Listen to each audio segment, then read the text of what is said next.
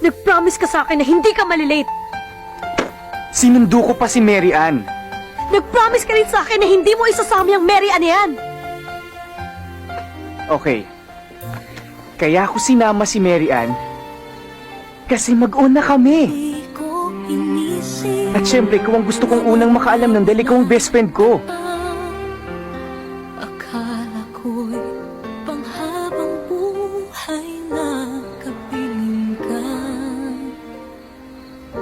Lahat na yata inikay para Get out of my way. sa'yo.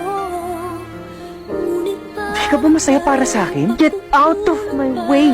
Bujoy, di ba ito ang gusto mo? I said get out of my way! Ano bang nangyayari sa'yo? Wala kang pakialam! Hindi na kita maintindihan Kailan mo eh. ba ako inintindi? Diretsuhin mo ako. Dahil hindi ko kayang basahin kung anong nandyan sa utak mo.